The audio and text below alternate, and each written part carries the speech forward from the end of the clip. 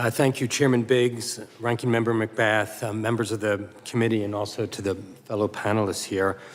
I also want to acknowledge Colleen Murdoch, a Third Way Policy Advisor, for her work on this issue, and also Jeremy, our fellow, who's done great work on this issue. I've been obsessed with crime since the 1976 All-Star Game in Philadelphia when I was mugged. And I've also had the privilege of working for a former chair and ranking member of the crime subcommittee, and now I get to testify. But I'm baffled by this topic. We're here to talk about soft on crime policies and have been offered up Minnesota under Governor Tim Walz and California under Attorney General Kamala Harris as object lessons, yet both of these states are safer than the rest of the country, or most of the rest of the country. I did not say safe. I said safer. 40 years ago, I had a gun pressed to my forehead in downtown Boston. 30 years ago, I had a gun leveled at my chest in rural Maine. No place in America is safe. But today, the murder rate in Minnesota under Tim Walz is 12th lowest in the nation. It is less than half that of the national average. It is lower than the murder rates of all the 11 members of the states of the subcommittee members here. If America had the same murder rate as Minnesota since the start of this century, there would be 186,000 more Americans alive today. If Arizona had the same murder rate as Minnesota since the start of the century, there would be 5,600 more Arizonans alive. There would be 12,800 more Floridians, 16,600 more Texans, 5,800 more South Carolinians. California, under AG Kamala Harris, had a murder rate also below the national average and a murder rate half that of red states like Mississippi, Louisiana, and Alabama. If all of America had the same murder rate as California, from the start of this century, there would be 62,000 more Americans alive.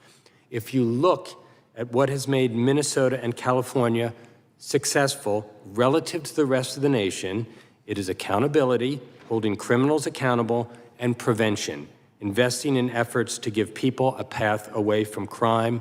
I'm going to touch briefly on 4 areas. Police funding. Minnesota ranks 10th in the nation in police spending per capita. California is number 1. Under Attorney General Harris, convictions rates hit a 15-year high. Across the nation, per capita spending on police is 33% higher in blue states than in red states. If you're not funding police and convicting criminals, you're soft on crime. Poverty. Strong correlation between poverty rates and crime. If you're not addressing poverty, you're soft on crime. Prevention programs. Most violent crimes are committed by people between the ages of 16 and 25. Many are mentally ill and on drugs. If you're not addressing substance abuse, mental health, idle kids, you're soft on crime. And guns. 86% of all murders are by guns. If guns are only seen as a solution to the crime problem and not a cause, if there isn't a balance between gun rights and gun accountability, you're soft on crime. Walz and Harris have successful results on crime because they check the accountability and prevention boxes. Police funding under Walz is up, and after the murder of George Floyd, he called on investments in community policing. Police funding under Biden-Harris, both federal law enforcement and local law enforcement, is also up.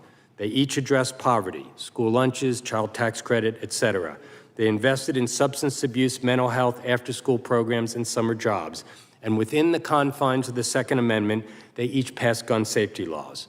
A word about illegal immigration. It was soft on crime to not pass the bipartisan border security bill. That's water under the bridge. Studies show undocumented immigrants commit fewer violent crimes than the general population. I know people are skeptical of that study and that, and that doesn't help people who were victims. But I want to say something that is irrefutable. The 3 states that have by far the highest murder rates in America, Mississippi, Louisiana, and Alabama, have among the lowest immigrant populations of any state in the country. The bulk of America's crime problem comes from Americans, not migrants. In 2020, the last year of the Trump administration, we had an unprecedented 30% spike in murders. By 2022, under Biden-Harris, crime and murder rates fell. It's continuing again in 2023 and 24. And for each year this century, each and every year this century, red states have had higher murder rates than blue states. I truly believe that Republicans believe they are tough on crime because they talk tough on crime. The results should make people skeptical.